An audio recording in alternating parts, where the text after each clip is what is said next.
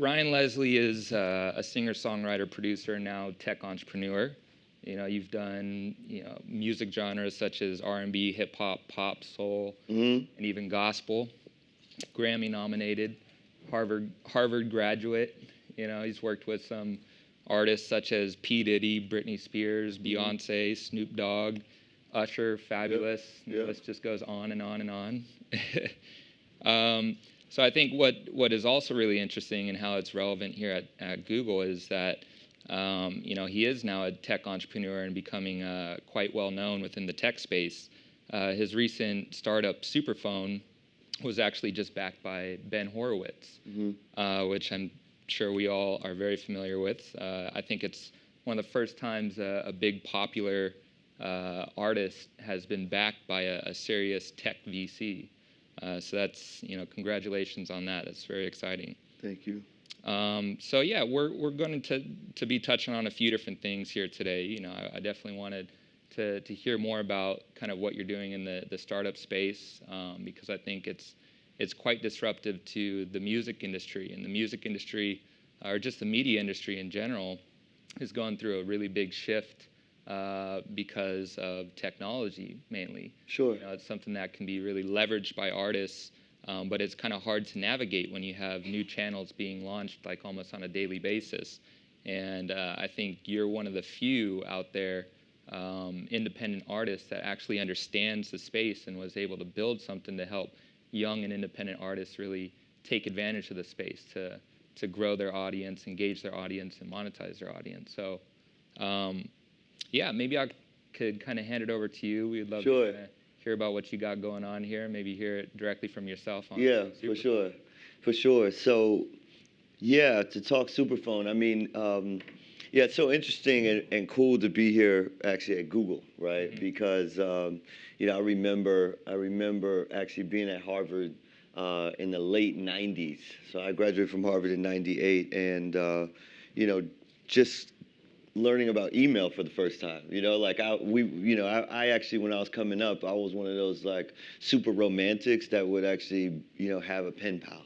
Like really actually write letters back and forth to people. Like being a young teenager in high school, I remember like, some girl that I had met when my family was living in Belgium. I actually kept in touch with her, writing letters for real, and I would wait, weeks for a response. And then, we got introduced to email at college, man. I said, wow, this is like cutting the wait time down. It's instant, right? It's instant delivery. I said, Mom, look, you can, I'm gonna write this to you, and you're gonna get it like now, right? So she was like, wow, okay, Ryan, that's great, I guess, right? So, and I guess later on, there were, the rise of different email clients, whether it was Yahoo or AOL, and, the rise of different, messaging. But this idea of just human communication and the way that we can actually make it as instant as possible so that it actually feels as urgent as possible. And it's so funny to talk about email because, like, now all of my different email accounts, or whenever I spin up a new domain, I install Google Apps, right? So I can run my email through Gmail, right? And the reason I like running my email through Gmail is because all my everything in my life is actually connected via Google. So I use Google Photos, I use Google Drive, I use Gmail. You've adopted the Google stack. Yeah, man. I've adopted the Google. You're a personal Google house. Yeah, for sure. And I love it, man. I love the collaborative documents and all kinds of stuff and the beauty of it for me is that. As awesome as all of that is, and as useful as all of it is, there are two Google challenges that I faced when I went to Google for the answer. One of them was when I decided to start giving my phone number out to everybody. So, my phone number is literally publicly available on all my socials. If you want to, you can text me right now. I get every single text message. And I always respond at least once to every single text message. Now, I'm able to do that through, advanced intelligence and auto response logic, right? But I'm able to respond at least once to every single person who texts me. But I wanted to initially do this with Google, right? I wanted to do this with Google Voice. So, I was running into a problem that was the same problem or challenge that every single person who's building a social audience faces. And that is, I felt disconnected from all of my Facebook friends. I felt disconnected from all of my LinkedIn connections. I felt disconnected from all my Instagram followers at the time, MySpace friends, Twitter followers, YouTube subscribers. It's all well and good. I was watching the numbers grow and grow and grow, and I was watching the engagement shrink and shrink and shrink from a percentage standpoint, right? So when I had 5 Instagram followers and I got 5 likes, you know, I'm at 100% engagement, and then now I'm at 245,000 Instagram followers, and I'm only getting, you know, averaging somewhere between 2,500 and 4,000 likes, right? Which is putting me in like a 2% engagement range. And so I thought that the idea, and what was so cool about a Google Voice number, is that the most powerful social handle, and I was having a conversation with my boy Dan Cherry about SuperPhone. He said, well, Ryan, if you really think about it, your cell phone number is a social handle, right? And it's really the most powerful social handle, right? Because it really actually gives you the ability to communicate directly outside of all the noise of all of the platforms. It's actually like a native social handle, right? But the issue with that social handle is that the reason why we don't give it out to everyone is because there isn't enough sophistication on that social handle to allow us to manage conversations at scale.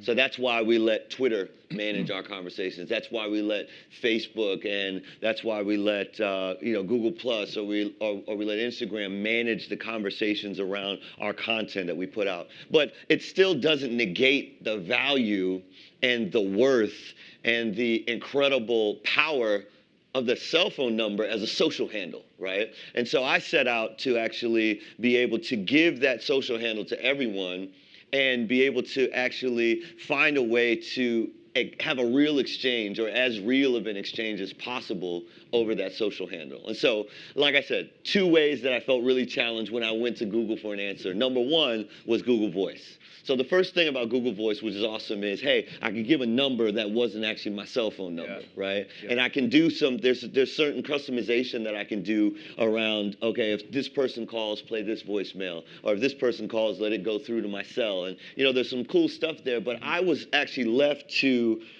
the restriction of my own human capacity of actually managing all this, right? I couldn't, there was not an API for Google Voice at the time. And even though, you know, I'm like a very, you know, XML, jQuery, you know, JavaScript, you know, CSS, a little bit of, you know, little Ruby on Rails, right? Yeah. I couldn't actually just plug into the Google Voice API and run these like advanced auto responses that I wanted to run. I can maybe try to hack an email auto response which would respond via text over Google Voice because it was connected to my Gmail. It was very, very challenging to do something as simple as just say thank you, right? So my idea was, hey, send me a text of a receipt from iTunes, and I just want to thank you personally, right? Because I feel disconnected. I don't know which of my Twitter followers have actually bought my album. And because iTunes was a black box, and Amazon and Google Play and Spotify, they're a black box in terms of data, I felt like I didn't have a real relationship with people who were supporting me, and I wanted to show those people a little bit more love. Right now, you know, if someone sends me a tweet, that's cool and everything, but I don't have any depth to that relationship. I don't know if they've actually bought every single album unless they say it, but I can't verify that with Apple, right? And so it started out with a very simple concept. Text me your receipt so I can prove that you've supported me, and I would like to thank you personally. And so the first couple hundred texts was awesome. It was like, wow, I'm meeting people. Yo, it's Keith, and it's Danny, and it's Mike, and it's Nathan, and it's Brandon, and, you know, it's real people, and I'm able to text them back. And then, you know, my fingers started getting tired, right? You know, after the first 100, 200, you know, and even though as magical as it was, I realized, like, look, technology should actually be able to enable me to personally thank all these people. It should verify that it's a receipt, and it should say their name, probably parse their name from the receipt, say their name, and say, yo, I really appreciate you. And that doesn't mean that it's any less personal, right? It's just the fact that the one unscalable resource that we all have is time, right? That's the only thing that's always running out, right? I think one big important word here at Google that we use a lot is scalability. And I think Yes. that's what you're sort of running into. Yeah, running So, into, yeah. yes, we hear you 100%. Yeah, for sure. So that personally, manually texting everyone back thank you is ridiculously unscalable unless you just want to grow a long beard, stay in your house, don't ever do anything else but just text thank you to people forever, right? So that wasn't scalable, and I ran into that challenge, right? And then the second challenge I ran into is that I have a large following in Germany, in France, in the UK, in Holland, and those people were excited. Oh my gosh, Ryan's social handle, we could text him directly. Yo, I'm gonna send him my receipt. I got this from the German iTunes store. And then all of a sudden, I would try to send the response, and Google Voice doesn't actually allow me to respond to international text messages, right? And so I remember a text coming in from somebody that said, hey, you know, Ryan, I know you can't text me back. Right, as an international, I know you can't text me back because I did a reverse lookup on this number. I know it's Google Voice, right? I said, okay, this is a real techie, right? Yeah, a real techie. It is recent. And if you're interested in doing that, you know, there's other platforms that you can explore, which will give you the kind of control and power to scale this kind of automation intelligently. And so I looked into the platform, and I wanted to spin up a number, and it was really just an API, right? So there was no user interface. I had a number. I could kind of put a very simple XML code which said, hey, if someone calls, you know, open tag say, close tag say, right? It would say, thanks for calling. You know, don't leave your message because I don't know how to get the messages, or something like that, right? And so basically, you know, I spent a bunch of time at Code Academy learning the basics of how to actually interact with this API. So I could do 3 very simple things. Number one, when someone sends me a text message, I don't know if anyone has tried it or if you're watching at home, send me a text message. The first response, if you've never texted me before, is just going to say, hey, you know, I need your info. Because I don't want to text. Even though it's cool to have your 10-digit social handle, I have no idea. It's just 10 digits, right? Or maybe it's more if it's international. So the first thing I'll do is say, hey, look, would you mind adding yourself to my phone? Right? And it's the equivalent, like I'm able to actually scale, let me see what my phone is. It's the same thing as if, you know, you're out at a bar or you're at a conference or, you know, you're at a festival or something, you meet up with somebody that you think is cool and you say, you know what, real quick, can you just add your info to my phone? It's easier to have them do it than you do it yourself. Yep. And so that's the first thing SuperPhone does is when someone texts for the first time, it creates a link that will pre-populate the phone number, so you don't have to type the phone number again. And it's the equivalent of me virtually handing you my phone, and you can add your information in, right? That's number one. Number two is I wanted it to be smart. And so in order for it to be smart, it needs to be able to ping something so that I know something else about someone, right? So, you know, it's easy to say, okay, Keith sent me a text. He added his contact information to my phone. He chose to give me his Twitter handle. So now I can know how many Twitter followers he has. You know, is he very influential on another social platform? Do I need to show him a little bit more love? Because if I actually say like, yo, Keith, man, you the man, and he screenshots this and posts it on Twitter, more people will actually come to my very powerful social handle, which is my cell phone number. Oh my gosh, Ryan, is it, you know? So that's something that I wanted to do. But I said, look, I can take it a little bit deeper, because I actually want to know if someone's actually supported me. So it needs to be able to ping my e-commerce platform, right? So if it can ping my e-commerce platform the same way that, you know, Amazon or Apple can look up your profile with your Apple ID and see everything you've ever bought, I would love to have that for me personally. That would be awesome. Whether I'm raising money for a marathon that I'm running, or whether I'm selling an album, or whether I'm selling bracelets or watches or sneaker collaborations, I would love to be able to acknowledge and appreciate the people who've actually bought something or supported me or donated or invested. I need to be able to ping some database. And so at the time, they're now a public company, I plugged into Shopify. And so I started selling my album on Shopify, and if someone texted me and gave me their information, my phone, once they gave me their information, would check that email in my Shopify store, and if they hadn't bought my album, very easily say, hey, look, Keith, it's great to meet you, man, but it looks like you haven't got my album yet. Here's a link to it, right? and that's what I would do, right? You That's send me the same text over the course of like 3 weeks. Yeah. Until I buy it. Yeah. Right? No. It actually no. Put me It's, on a dripping system. no. It's not. It's really. It's like if I really thought about how would I replicate myself. Yes. 5,000 or 10,000 times. If I could, how much more willing would someone be to actually get my record if they actually had the ability to have this conversation in person? I think that percentage would be much higher. And then if I can't do it in person, then maybe over video chat. Because I got to say, yo, Keith, man, you want to get my album? Like, you got to respond because I'm looking right at you, right? And then maybe text is the next layer down, yeah. right? And so if I can have a text exchange and I'm not thinking anymore about how do I message at scale one to many, I'm thinking about a conversation one to one, and it made all the difference, right? It makes all the difference. It's one to one. Say, okay, yo, I got your text, man. You mind just adding yourself to my phone so I know who I'm talking to? 9 out of 10 fans added their information to my phone. And then of the 9 out of 10 fans that added the information to my phone, when I pinged them back and said, yo, Keith, great to meet you. Looks like you haven't got my album yet. Here's a link. Why don't you check it out? 1 out of every 2 bought the album, right? And then 100% of those people, as long as my tech stack is stable, right?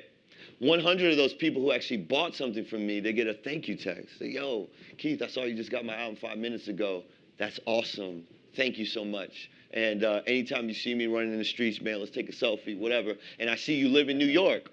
So anytime I'm playing in New York, I'll make sure to send you a text so you don't miss my show, right? And so to really think about that, like, like you were talking about, man, maybe that's cool for artists and independent artists. It is powerful for independent artists. And so any independent artist thinks that this is a really awesome idea and they'd love to actually have a scalable, intelligent messaging layer on top of the world's most powerful social handle, which is a cell phone number, then great. Just shoot me a text. We'll get you on the SuperPhone beta, and you can use it to sort of like have a deeper relationship, have a more engaged relationship, have higher conversions on your conversations, all that marketing speak. But what I really started to realize is that the second challenge that I went to Google to solve for me is I can go to Google and I search anything, right? I can go to Google and say, look, is there a list of names of people who lost their lives in 9/11, right? And it'll give it to me. What's the biggest fish that's ever been caught in terms of weight? It'll give it to me. What are the statistics of Kobe Bryant in terms of, shots made, 3 points made, rebounds made, et cetera? It can give it to me. But the minute I go to Google and I say, Google, can you tell me about me? Can you actually tell me who I talked to the most in 1998 when I was coming out of college looking for an internship? Can you give me that information? I can't get it, right? It's a challenge that, once again, I said, well, wow, man, it's like, we've been collecting all this information, right? And actually, before I came here, I said, look, before I'm too hard on, my favorite platform, right? Can I take a look at something that I use pretty often? This is my Google Contacts, right? And then there is a group in Google Contacts, a smart group that says most contacted, right? And so I did some research, Google's most contacted, and all the results that came up was like, hey, my most contacted, it seems like it's off. It's not accurate. It's like, is it the most used emails? What is it? Like, and it wasn't like a great deal of people who, were expressing this challenge, because I guess most people, like I said, the human capacity for staying warm or keeping your relationships warm is pretty easy. It's like, hey, it's your girlfriend, it's your family, it's your best friends, it's people you work with, right? But if you want to extend your network, let's just say, like, let's say you want to executive produce a film because you got a little extra money, you want to be an executive producer on a film. Or let's just say you want to pick up photography as a hobby. Or let's just say you want to find people that you can, be on, a Fitbit challenge with or whatever. Sometimes our human capacity is so restricted and finite to the people that we communicate with the most that we need to rely on some technology to know, like, okay, maybe there's some other relationships I can warm up to help me be more of the person that I want to be one day, right? And so, you know, I started to, and this was, you know, kind of an extension of what I had already built. I built a very simple sort of automation chain. Hey, who are you? Would you like to get my album? Thanks a lot for getting my album. And whenever I'm in your city, I'll give you a shout out so you can come to my show.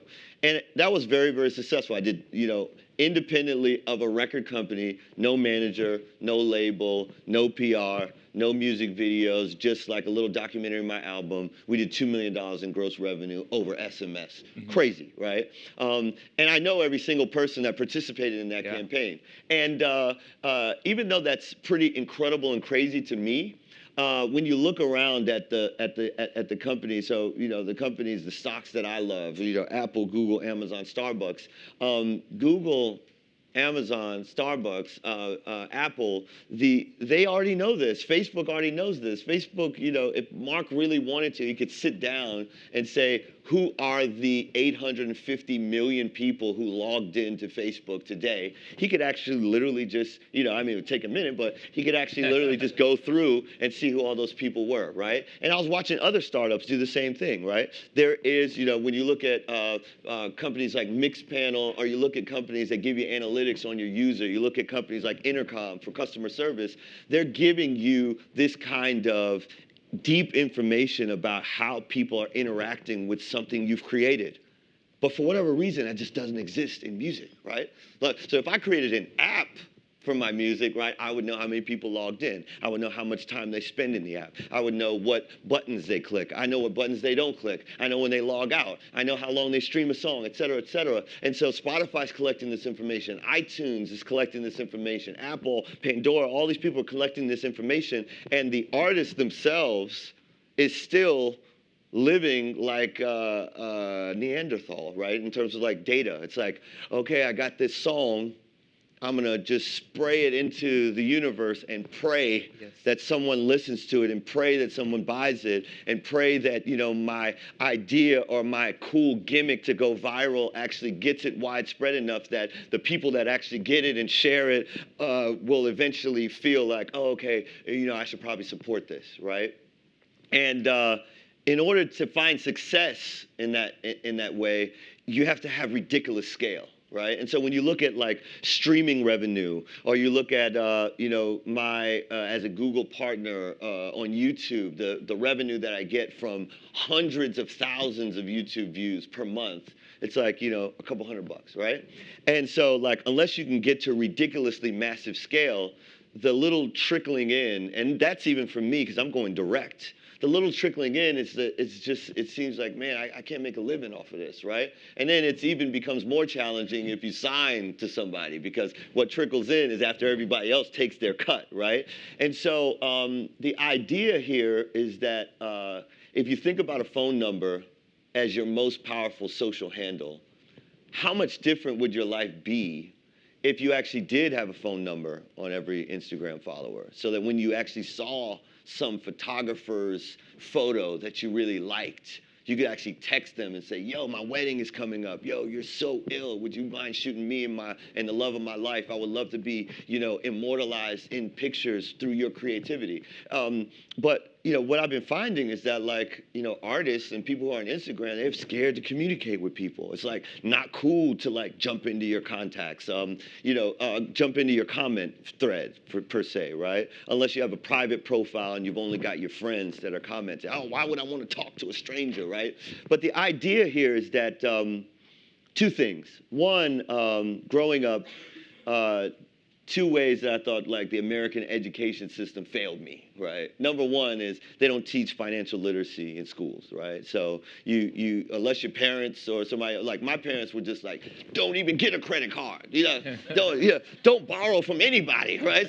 So that was their financial literacy training, right? And then I got to college, and all the, you know, tables were set up outside of Bank of America. Oh, go ahead and sign up for points and everything, and you know, you're gonna get this kind of limit, and that new stereo system that you want to have in your dorm room, you can go ahead and get it right now, today, and then you don't even have a job yet, and then you're cleaning toilets to pay for your stereo system. I mean, they don't. I felt like the American education system failed me because it doesn't teach financial literacy. It doesn't teach you how important having a good credit score is. So when you move to New York and you want to get your lease, and you don't have somebody to co-sign for you, and your credit score is less than 600, you all the way messed up. You know what I'm saying? All the way gone. And I felt like American education system failed me. It didn't teach me that. And then number two, I felt like it doesn't teach you about networking. Right? You don't learn in school, like, there's maybe like team building activities. You play some sports teams. You go and play on tennis, and you play soccer, and you wrestling team, and you try to get with, cheerleaders and all kinds of stuff in high school and everything. And there's like these social sort of like microcosms, which then become later on the same. So it's like, the high school prom king and queen is like the equivalent of like the biggest Instagram stars today or the biggest movie stars today. Like, it just keeps, getting, increasingly more, how should I say, challenging to get like at the top of the social consciousness, if you will, right? But they don't teach you about networking, right? So once again, you're either taught this because, your family is well connected, and then when you needed to get your internship, your dad picked up the phone and called a friend who worked at a biotech firm so that you can go be an intern at the biotech firm, et cetera. Or you get what I get when I go and interview kids that are, that look like me, that are, in the inner cities, or people that want to be interns for me and wouldn't get a job because, they dropped out of school, or they dropped out of college, or they lost their athletic scholarship, so they're not qualified for jobs. They want to work hard. And I asked them, we would ask these kids, we say, what do you believe is the biggest what are the two biggest challenges that you believe you face between who you are today and who you would like to be, right? And the two biggest challenges, unequivocally are, I feel like I don't have the money, and I feel like I don't have the network. And I said, well, wow, that correlates exactly to the two biggest failures to me of the U.S., American education system. One, having money in your savings account is cool. But having access to money from, because I just raised around, having access to money from investors or being able to go get a loan has a lot to do with your ability to prove your fiscal responsibility, that you're actually not going to go and take somebody's money. Oh, man. And the music industry, I guess, is kind of, it's really funny because people will take their advance, I think Kanye said, I went to Jacob an hour after I got my advance, right? He just went straight on and said, wow, I don't even have to do this on credit. I got an advance check, and it's not a loan. I can just pay it back over my tiny, record royalties, et cetera. And so, like, that's all very interesting and everything. But bringing it back to SuperPhone, I think that as a startup founder, you think about, the challenge that you want to solve for, the way that you really want to give to the world. And so when I was growing up and coming out of school, the idea that I thought I could give to the world, or the value I thought I could give to the world at that time, was I can give value to the world because, I get up, do a little rap, sing a little song, make some beats, make the world dance, bring people together. They're going to have a good time. And then I realized that impact was finite. And the reason it was finite is because it was subjective. Because if people don't like rap and R&B music, you lose them. Even though, they might say, oh man, Ryan's really talented on keys, or I really like the beats he makes, or he dresses cool, or his music video was awesome. Creativity and art, in many ways, is subjective, right? And that's why I guess I would always be challenged with this idea that the music business isn't a meritocracy. As much as I've spent into like spending time trying to make the most incredible, awesome beats of all time, or I watch friends of mine that were horn players or bass players or whatever from Juilliard, it wasn't that the most talented, most prolific, most proficient musicians were the ones that made all the money, right? How many amazing bass players do we know? How many amazing guitar players do we know? How many amazing singers, hairbrush singers do we know, right? They're not making the money. And now the beautiful thing about social. The beautiful thing about YouTube, the beautiful thing about the internet is that you might have the chance to go from being a water bottle singer to being on the forefront of, the global consciousness, right? But 9 times out of 10, that moment is so fleeting, right? So, like, I remember that viral video of the lady. She went to Kohl's. She put on the Chewbacca mask, and she's just laughing and laughing and laughing. And I shared it, and everybody shared it. And today, people remember it, but do we feel connected to her, to that little moment of fame? Do we feel connected? Do we want to? Is she making more Chewbacca skits? Like what's actually happening now, right? And yeah, I think that everybody has their maybe Warhol called it 15 minutes, maybe it's now 5 seconds or 5 minutes or whatever it is. But once again, the idea, two things. One is it would have been great if she actually had like a SuperPhone number or something so that she could stay in touch with everybody. Yes. But once again, I started to realize, like I said, being a startup founder, what was the way that I could impact the world the most, right? And not actually being a startup founder, just being a person in general. What's the way I can impact the world the most? And so initially I said, look, my talent and my passion first and foremost is music. And I could have been a doctor, or I could have been, an economist, or I could have been, a political scientist, or I could have been a lawyer, I could have been a Wall Street trader, right? But my interest was trying to give the most value I possibly could to the world. And so when I saw people responding to the music, when I see 2,000 people at Olympia in Paris all rapping along to the same songs, and we rashing out on stage, and Gabe is playing, and John is playing, and Keith is playing, and people having a great time, and they sweating, and having an awesome time, I realized that my reach, once again, that's not scalable, right? I can only be one city, well, maybe I could probably be 2 cities a night, right? Yeah. And give a 2-hour concert at that level. And even though I'm inspiring people that are actually in the room, that value, once again, when I really start thinking, Ben Horowitz introduced me to Larry Page. Ben Horowitz introduced me to Mark Zuckerberg. And when you really start thinking about scalability of your impact, I realize, okay, my impact, even if I got to be Kanye West, is going to be finite. Because, even though Kanye is my homie, and he's a polarizing figure, and a lot of people know who he is, some people just tune out in terms of what actual value they feel like they extract from a Kanye record or a Kanye concert or, Kanye fashion design. Because even still, like, the choices that we make around the clothes that we wear is still subjective. So what is it that I could actually give to the entire world that would actually be valuable, right? And what I started to understand when I started giving my phone number out to everyone was that technology could extend my ability to manage and keep my relationships warm, right? I said, wow, this is insane. Like, I could actually just, set a reminder every 2 weeks and just say yo to my mom every 2 weeks. It was just a reminder, right? And so even though as crazy as my life would get, or, I'm juggling music and being a startup founder, whatever, every 2 weeks, technology would send that, and it's called a phatic expression, small talk. It would send it to my mom.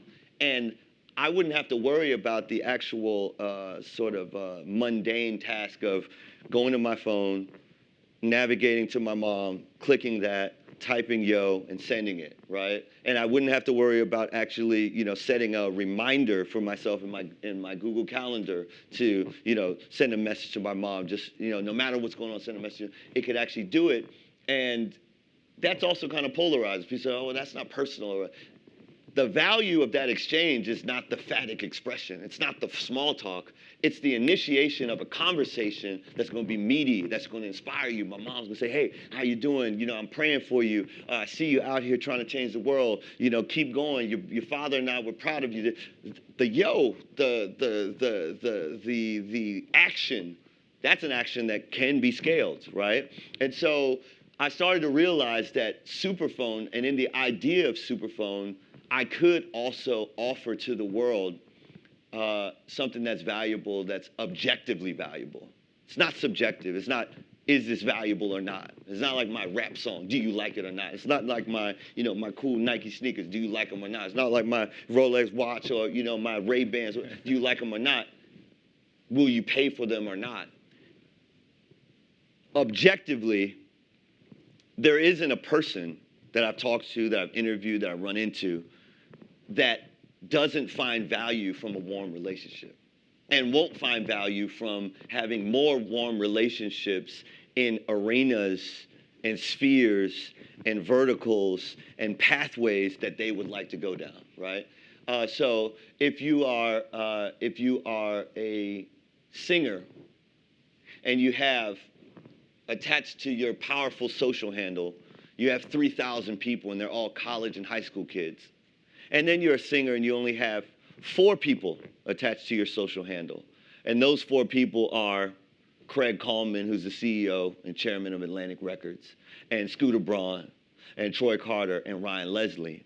Which one of those 2 artists would you say is more equipped to actually achieve their dream of whatever they want to do artistically, right?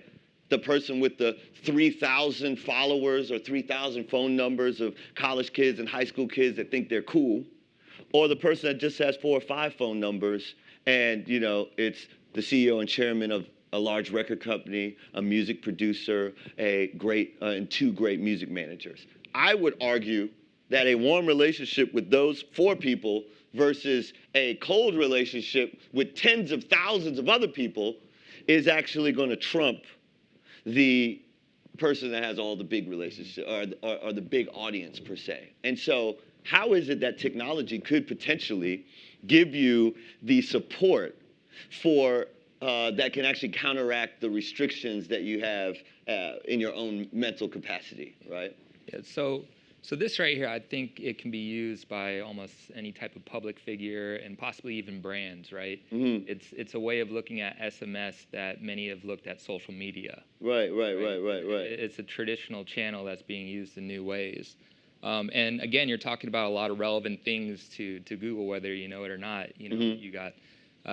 you got scalability. You're talking about a personalized CRM database. You're talking about segmenting audiences. I actually do business development for Google Analytics 360. So that's well within my wheelhouse. And that's what we're doing with large brands. Right. But you're also talking about machine learning as well. Yes. Right? Artificial intelligence. Yes. Being able to develop a seemingly one-on-one relationship with many people at scale. So I guess a question I have is, let's focus again on the startup musician, the independent musician. Okay. Like, how would you advise a newcomer to the scene who possibly has a lot of talent and could develop a large user base over the course of a couple years?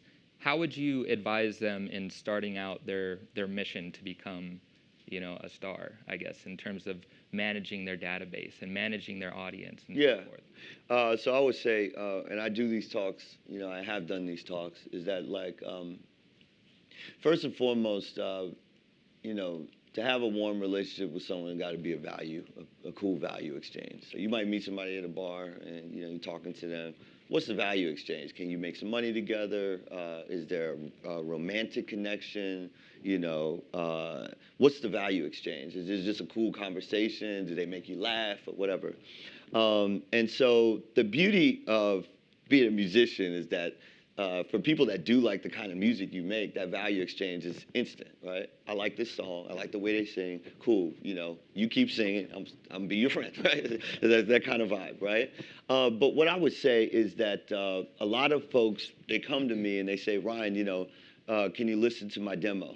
And once again, that requires my most precious resource, which is time. And so I have to think to myself, okay, what are the indicators to me that, you know, I might actually love their music. I might love the way they sing. I love their guitar riffs or whatever it is. But what actually, you know, what can I actually do? Let's say I love it so much that I even buy their album. You know, at that point, the value exchange isn't the $10 I gave him for the album. The value exchange is, you know, I got a kid right now who's building his music career. His name is William Bolton. He's an early SuperPhone user. He has more phone numbers than he has Instagram followers, right? And he just played Firefly, you know, and he's a grind. He went to Boston College. He grinds. He loves music. He's playing all the time. But I think the most valuable tidbit of wisdom that I ever imparted to him was this idea of relationship management, personal relationship management. From the first time that someone texts you, can you take a look at the graph of, when is there a flurry of text messages? When is there a flurry of phone calls? How long does it go before you have another flurry of text messages or phone calls? And you need to build a core team. And I would say, before you go and decide to build the largest audience you possibly can, who are the people that make up your core team that are the most valuable to you? So when you think of a new artist, I would say there's a few people. Unless you're self-contained, let's say all you do is rap. You just rap. You need a producer, right? But it doesn't mean that the first producer you find is going to have enough time to produce all your beats for you. So you actually need to have a warm relationship with 5 producers or 10 producers, right? And maybe, one of them might be Ryan Leslie or Mike Will or Brian Cox or Timbaland or Pharrell or whatever, if you got so lucky. But the beauty of it is that you can go on SoundCloud and find 5 or 10 really, that's what happened with Designer, right? Panda, right? He found a record. I think it was on SoundCloud from a producer, and he found it wasn't a Timbaland record, it wasn't a Swizz Beatz record, it wasn't a Pharrell or Kanye West beat or Ryan Leslie beat. It was I don't remember the name of the kid, but he found a beat at work for him, right? And so that's number one. How many producers do you know? Because if you rap, you need great beats. And then once you put the beats together with the raps, how many great engineers do you know? And when I talk about engineers, I'm talking about studio engineers that can mix your record so that it sounds competitive with everything else that's on the radio. If you only know one, that guy better be your best friend. Otherwise, invest the time to go find 4 or 5, right? And have warm relationships with them. SuperPhone can help you do it, right? And then once you got a great song, then it's about, okay, how do you want to present the song to the world? Like, okay, we're in a visual time, right? So you could just put it on SoundCloud, but at least you got to put a cover, right? Or it could be just a picture of you. But even if it's just a picture of you, how many photographers do you know? Are you going to make your album cover with a selfie stick, right?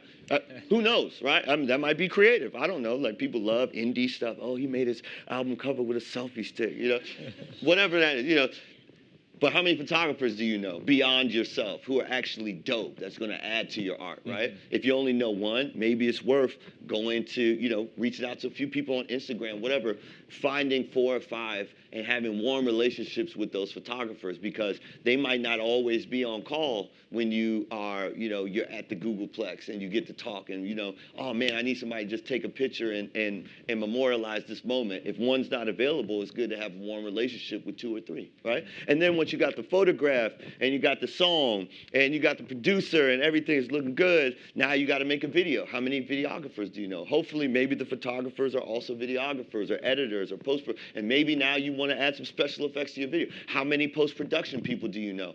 And the reason why I'm saying this is that you could actually just buy all of this, right? You just go buy a beat. You just go buy a photo shoot. You just go buy studio time. You just go buy, the time from a post-production house to do your After Effects and all your other post-production. But if you're an independent artist, 9 times out of 10, you can't afford to do that. You don't have the money to do that. What you do have is time.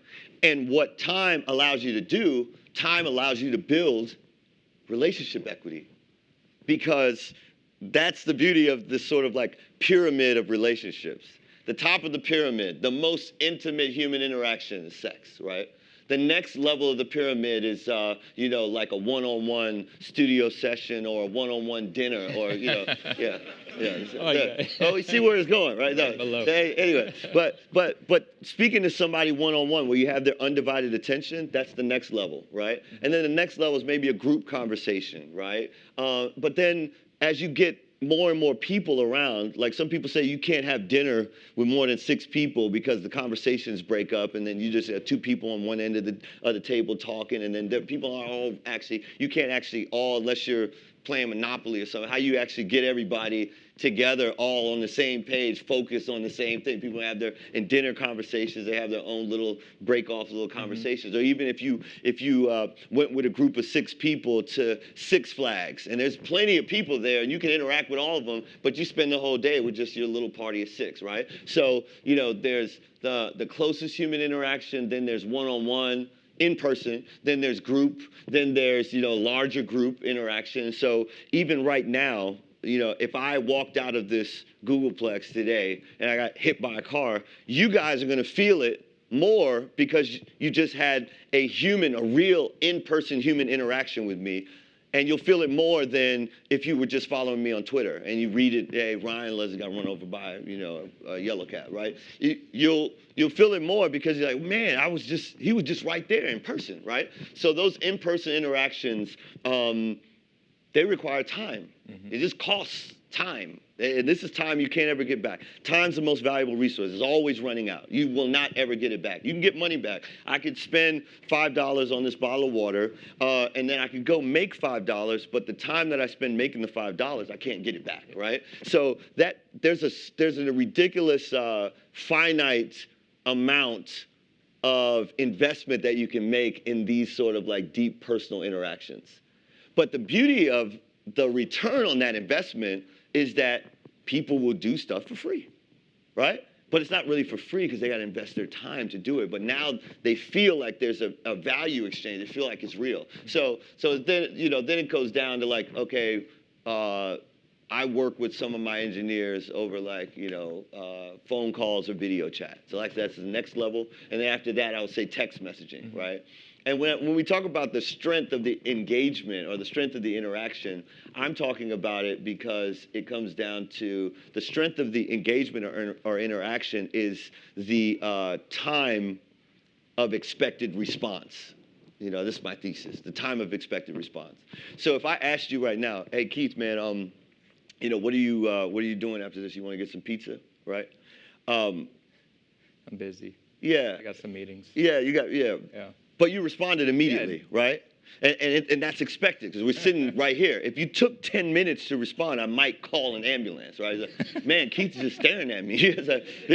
So the time of expected response, that's how you can measure like sort of like the power of your, you know, the relationship exchange. So, you know, if you're making love with someone and they just are not responding, you really can call. You just, oh man, it's just a corpse.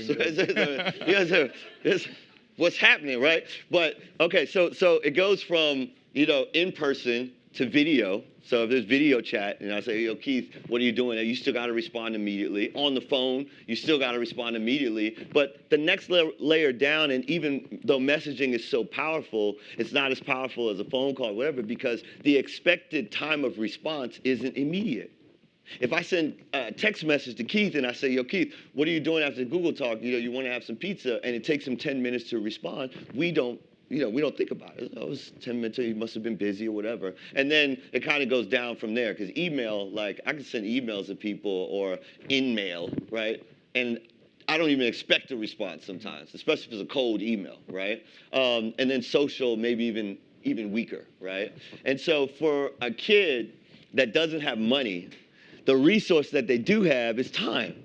And they can invest that time in building relationships. And sometimes it's great to shoot for the stars. Yo, I want to be friends with Ryan Leslie. Okay, try your luck. Go ahead and text me, see what happens. You know, if you're persistent, trust me, I've made a lot of great friendships from people just sending me to, hey, Ryan, I saw your talk. I thought it was fascinating. I'm a developer. I'm an investor. I'm an advisor. I'm a musician. I'm a manager. I'm a producer. I'm a college kid that just wants to help my network. I love all of those conversations. But I can't scale my day to more than 24 hours to reach more people. So I need a layer of technology to help me prioritize how I spend my time, right? But that's what I would say to a kid that's, you know, if they're trying to make it, it's not necessarily about, you know, first of all, it is about the value exchange. What are you doing that's valuable? How do you make your artistic expression the most potent, undiluted, concentrated artistic expression that's powerful, that people can respond to, that's honest? And then what's your internal core team? And then after that, when someone does actually interface with your creativity, what are you doing to cultivate that relationship with them? So for me, it was pretty simple. Hey, who are you? Would you like to get my album?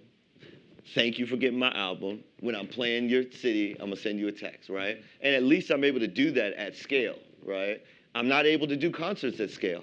I can only do one per night, right? Because I gotta travel, I gotta be there in person. People are not gonna pay to just watch me perform on a screen, right? They could do that at home, right? So that's what I would say for a musician is like, okay, once you got your value proposition, then you can also, you know, we're gonna start working with major record companies, right? And not because I want to dilute at all the message of Superphone really being for everyone, because everyone can benefit from having warmer relationships, right? But we're gonna start with record companies, right? Because that's just something people are pursuing music. That's something that's near and dear to my heart. And so it becomes very transparent for an A&R, an artist and repertoire person who's signing an act, to say, how well are you cultivating the audience that you have? How well are you engaging with the audience that you have? How well, how many Superphone numbers do you have? How engaged are they? How many of them actually buy? How many show up to shows, et cetera? Now you can make informed decisions about whether or not to make an investment in someone. And that's the same thing that venture capitalists do. They want to know your month-over-month growth, whether it's monthly recurring revenue, your drop-off, your churn, they want to know these things. And up to this point, unless, you were Master P or Cash Money Records back in the day, and people saying, how are you riding around in all these cars? Oh, I sold 100,000 records out the back of my trunk. Well, there's something that's very clearly correlates with selling a lot of records, and then that's why they've made these sort of like outsized deals with Universal Records and millions of dollars, et cetera. But besides that, how do you make a decision on someone when you're going to sign them? And so the other piece of it is that, like, as humans, we're just irrational, right? We make emotional decisions, right? So if I'm really close to, like I said, Craig Kallman, who's the CEO of Atlantic, and he sees me working really hard, and and we're close, and maybe I don't know, maybe I'm a janitor, I don't know what I'm doing, but I'm actually find a way to spend some FaceTime with him and say, yo, man, I got my concert, here's my video, here's my everything, and he actually likes the music. I don't care how much the other A&Rs are going to try to turn this down. Humans are empathetic. So, when you look at early stage startups, they say, well, look, we love the idea, but we're going to invest in the founder, right? Because the founder came in and he had such a compelling story. He doesn't have any month-over-month growth. He doesn't have any revenue. He doesn't have any numbers. He might have a really bad MVP, but he's so passionate about what he wants to do, how he wants to change the world, and he's going to work, 20 hours a day. So, some investors are going to make an irrational, emotional, and I've done it myself.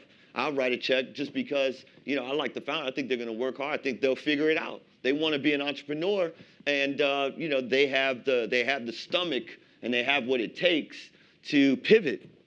If their original idea doesn't work, I just want to invest in somebody that's going to change the world, right? And so that's what I would say. Whether you're a startup founder, you're a creator, you are a jewelry designer, you're starting a Shopify store, you want to start a teaching class, you're an author, you're a script writer, you're a movie person, whatever you want to do, you want to actually raise money for a charity or whatever you want to do, it comes down to ideas are infinitely more powerful based on who they're attached to, right? Who are they attached to, right? Well, I think we have a little bit more time that we'd like to actually invest into some audience questions, right? Okay, sure, yeah, sure. So I definitely want to open up to the audience for a few questions. Yeah, thanks a lot, guys, for being here, for sure. Hey, Ryan. Big fan. You've been very transparent, and I know that we're running low on time, but I will be too. So I used to sing back up at a label, and I left because I thought it was pretty good, and I think I am still pretty good, but the color of my skin is quite different than most people in the music industry. Right. Brown. Yeah, yeah. Yeah, and I'm Indian, and I wanted to keep my name. So, I made some personal choices, and I left Hollywood because it was, very, very superficial, and I didn't want to play the game. So I came to YouTube, and I've been making music and stuff. But when I would go to producers, when I would go to agents and A&Rs, they didn't really care about how talented I was. They just cared about how I can position me in the market to like sell lots of records. Right. So I'm wondering, like, one, how do you feel about how music is valued today? Like, we're looking at like 6.9 billion compared to like over 15 in the late 90s. Right. And then like, is music just like a front for like selling other like T-shirts and brands, or like are people, you think, still gonna keep consistently buy actual album, like not physical but like digital albums, or are they just gonna consume music through streaming platforms? Yeah. So I mean, listen, I think human nature is always going to be challenging to convince someone to buy something that they could be spending that money on their kid, their girlfriend, or some other like real experience. Which is why the bulk of music revenue is happening from social experiences, which is on July the 9th, I'm gonna go to the Prudential Center and I'm gonna go with a couple of my buddies who are not afraid to say they're Justin Bieber fans, right? So Yeah. that's and so that's an experience though. It is about Justin Bieber, but at the end of the day, it's actually about the personal value and experience that you get from going to the concert with somebody that you care about, and that's something that is etched into the history of you guys' relationship, because there's a very low chance that you're going to actually, shake hands with or hang out with Justin Bieber after the concert, right? And so that's the beauty of how music is valued, because I think that in the end of when everything's said and done, it's about relationship building, So the reason why it's cool to like a Drake song is because everybody knows the Drake song. So when you're baby, you my everything, or whatever, what's his record that he has right now? I need one dance. Yeah, right? So people hear it, they respond, they like, oh, I like that song too. It breaks the barriers, it starts a relationship. That's the value, right? And so what music can do is bring people together, but there needs to be a value, I think, beyond if you want the musician to actually get money. The musician has to be able to galvanize, energize, and bring people together for an experience that they can pay for, that's actually just valuable to them, irrespective of if they love the artist or not. Like the thing is that what's crazy, if you look at bands like Fish or the Dave Matthews Band, or you look at even like Iron Maiden, people who line up around the corner, it's because they're not hanging out with the lead singers of those bands, but they sit around and listen to those records together. They talk about it, they analyze it. This is so dope, etc. And the value that they're getting is that their relationship is deepening because of these conversations and their like-mindedness around the music. And so I would say, like, look, I would say first and foremost, is Jay Sean? Yeah, he changed his name though. He changed his name. Yeah. Okay. Yeah. Real name is Kamaljit Singh Sodhi. Okay. All right. Okay. Great. Yeah. So I mean, look, at the end of the day, it also comes down to what do you want to invest in order to achieve your desired outcome, right? And so, if you don't want to compromise on it, then that's an investment that you don't want to make. Like at the end of the day, everything's an investment, and every investment is a compromise, because there's the opportunity cost of what you could have done with that money, or what you could have done by keeping your name, or what you could have done by spending your time doing something else, right?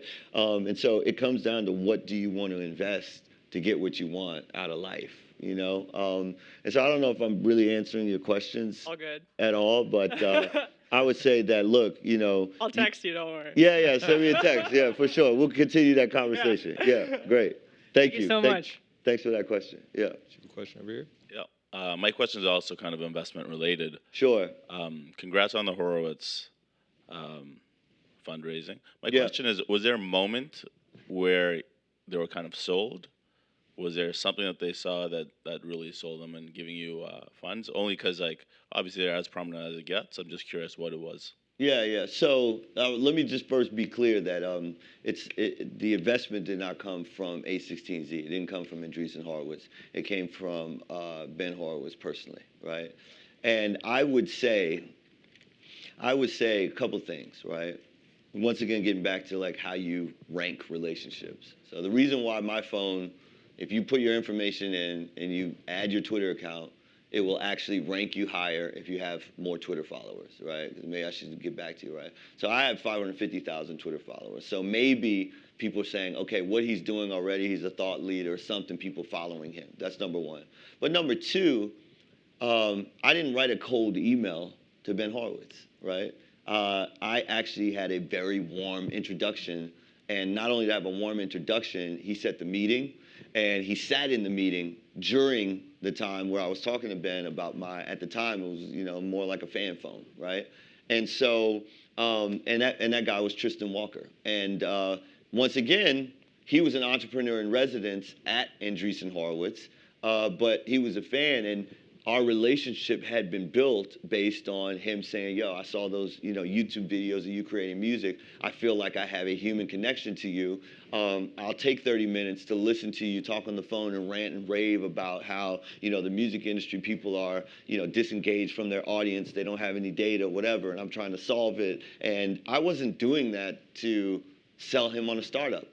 And so first and foremost, the ability to sort of form a relationship through like a music exchange, to then having a 30-minute conversation, to then him saying like, hey, Ryan, this is interesting that you're doing this. You should meet Ben Horowitz, right?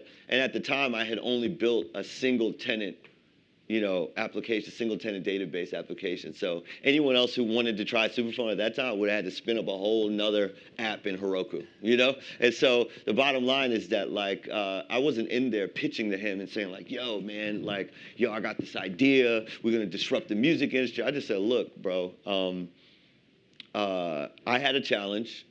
I did an exhaustive search to try to solve the challenge. I could not find it. I sat in my living room, put all the studio equipment to the side, and for 60 days just ordered Chinese takeout and like taught myself how to code, right? And I built this little fan phone. And he said, bro, that is who I invest in. I invest in founders who solve their own problems, right? And I feel like you've solved a problem for every modern business, every modern person. You might be Eureka fell upon it, but every modern person who's investing time, energy, and resources to build followings on platforms where they have no data, no insight, no analytics, and giving them a direct line of intelligent communication to people that support them. I'm in. And I would look at Tristan and say, what does that even mean? Oh, well, you should raise around. And like, I literally, it wasn't even a moment of epiphany. It was like, he just was like, yo, man, I support you. And that's what I'm saying is that if you can even get to the in-person time, I don't know if that was a rational decision. I don't know if that was, I think it was a good decision because I'm very passionate about what I'm doing, but I hadn't met him for the first time. It was 10 minutes in, or 30 minutes into talking to him about why I wanted to solve this, et cetera. But I watched this happen over and over again because the relationship with Mr. Horowitz, right?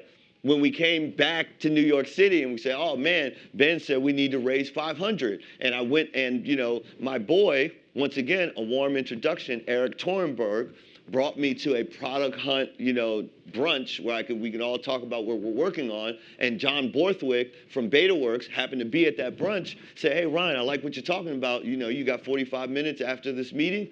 And literally 45 minutes later, we were up another 100 racks, right? And maybe that had to do with just the fact that when you see me talk about this, I'm ridiculously passionate about it, right? I mean everything I'm talking about, and I'm gonna go right from here. I'm gonna call my engineer and say, yo, how many text messages did we get? And then when it's on Google Talk and it's publicly available, I'll say, how many more text messages do we get? How can we make this easier for every single person that needs warmer relationships? I think eventually there's going to be like a relationship arbitrage, right? Which means that you'll be able to say like, okay, who's the person that can give me the most valuable introduction to Ryan Leslie? And whereas some people might say like, oh man, maybe I should try to get in touch with Fab, right? Because I do a bunch of work with Fabulous. And yeah, if he called me and said, yo, Ryan, you should meet this person, I'll do it, right? Because I got a lot of mutual respect. You actually might be better off reaching out to, Miles from my team or Dev from my team. It's people you see tagged on my Instagram and actually going at them because there's going to be a warm introduction. And because, I appreciate their opinions. They work with me. They know who I am. They know my work ethic. They know the type of people I would invest in, et cetera. Those are probably an easier way to build a warm introduction into someone who may or may not make an irrational decision to invest in you, right? And so it's very, very interesting. I mean, I had never really gotten to like the science of networking. I had always just left it to Facebook and Google Plus and YouTube and Instagram and MySpace and all these other things. But once you start realizing that the technology does exist to give you the kind of insight that you need to build warm relationships, that's what I'm saying. Now I believe that SuperPhone is actually something that's way larger than what I can contribute to the world as a musician, because this is an objective value proposition. It's even more of an objective value proposition, in my opinion, than Uber. Because some people, yes, everyone would like the convenience of Uber, right? But not everybody's going to afford it, right? Some people are just going to walk, take the train, take a bike, city bike, or whatever. And so when you start looking at the objective value of me having a cool relationship with Keith, you gotta understand, me and Keith go way back. He actually, he found me doing whatever I was doing on Facebook, sent me a cold email. I said, yo, you work at Google. We came in. I was very, not appropriately dressed the first day I came. I had like a cut-off T-shirt with a Led Zeppelin, crazy. But we've actually grown a relationship. That's why I'm sitting on this stage. He said, yo, Ryan, I think you should have this platform. That's insane. And it wasn't like I paid for this. The number of people that would probably love to be able to say, oh, I got a great idea. I would like to just pay for the Google Talks platform to feature me, right? It didn't happen that way. It happened because and I don't have the warmest relationship with Keith, but we have a relationship, and we built it, and we cultivated it. I've hung out and had drinks and, talked to him about startup ideas and all kinds of stuff, right? And we didn't even have the best business relationship, because whatever we started working on at Google, wasn't the actual perfect fit for what I was working on. But the relationship is valuable. And the other piece about this is that the reason why I think great investors still stay in touch with founders, right, is because I don't know a single person, even kids. I don't know a single person that if you talk to them and you ask them a question, say, hey, Keith, man, in 5 years, where would you like to be? They never say, oh, I'd like to be exactly where I am today, right? Everyone says, well, I would like to, have a big dream. I want to get my startup. I want to be promoted. I want to make partner at my law firm. So the beauty of actually investing in a relationship at whatever time you meet someone is because as a human race, as a human species, we all want to advance. So if you look at relationships as like a stock, the minute you get in, it is a stock that is always, hopefully, if they're, have any level of ambition or have any level, it's a stock that's always going to go up, right? Because no one ever wants, people are going to make mistakes. They might end up in jail or whatever it is. You may not, reap the reward, or they may just turn out to be a bad person. How many relationships have we been in? We invest all kinds of time, and then we just cut them off completely. They might as well be dead. Don't call me, restraining order. Get away from me. Don't, I don't want to see no texts. You're blocked. Don't talk to my friends. Don't try to reach out to my mom on Facebook to get back with me. Like all that, But 9 times out of 10, if you really, if you look at this objectively, like, man, I probably should have had a better relationship with all my exes, right? Because now all of my exes are doing incredible things. I mean, I can look at the work that Kenza Ferrati is doing for her people, right? And I don't have a relationship with her because the investment that I made, the mistakes that I made, that investment evaporated when we're not romantically linked anymore. She's married now, et cetera. So the idea about unlearning or learning for the first time what you've never been taught about networking and relationship is going to actually solve for a lot of the challenges that everybody feels like they're facing. And if you can have something that helps you to prioritize your time, because that is a resource that we all share. Like somebody texted me before this and was like, yo, you have time to catch up after me? I said, yeah, of course. I'm going to invest a little time, we'll catch up, see if we can do something together. That's cool. But the bottom line is that we are going to exchange, we're both investing an equal amount of time to build something that hopefully is going to yield a great result. So I don't know necessarily if you don't have, as a founder, if you don't have all the metrics which say, this is my month over month, year over year, user growth, et cetera, can you actually get to those meetings? Can you build you join startup networks, build relationships with hackers, build relationships with, my buddy is Chris Lyons. He's the chief of staff at A16Z. He doesn't make investment decisions, but he does all of the, introductions and manages all of the sort of inbound with founders and influencers and investors that come all together. He's been an incredible relationship, So that's what I was saying, like when we got funded at SuperPhone, it wasn't like, oh man, this is the moment in the pitch where everybody's eyes lit up. I knew I was going to get my check. It was really that it was a human exchange, right, at its very core. And it was about the value proposition that initially I was positioning for, humans that were doing things that I did, like did music. But now I realize that it's a value proposition for every human, SuperPhone. I would also add, even, Tristan Walker, I don't use his product, but yeah, like his relationship building online is actually impeccable. So yeah, for sure. So I mean, literally, if this seems interesting at all, like we do have a beta pool of artists and independent musicians, but if it seems interesting at all, the barrier is you can't apply SuperPhone to your existing phone number unless you want to port it to our service.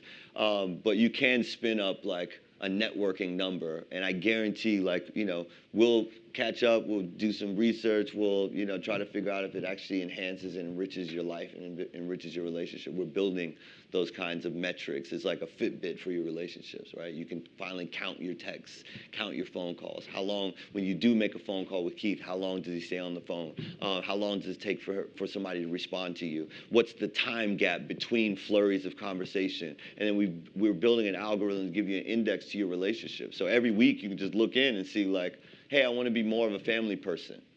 Because last week I looked at my relationship, I don't even talk to my mom.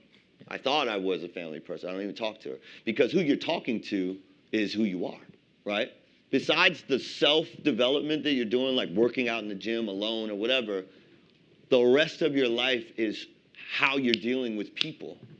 And so, but there's no intelligence around it. Like I said, I can't go to Google and search, like, yo, who did I spend time with last week? But the window into that is who you're talking to, because you got to talk to people. I got to talk to Keith. Yo, I'm running 10 minutes late, right? So it's telling me who I am. It's telling me what I'm doing. Messaging is an incredible window into who you are. Right?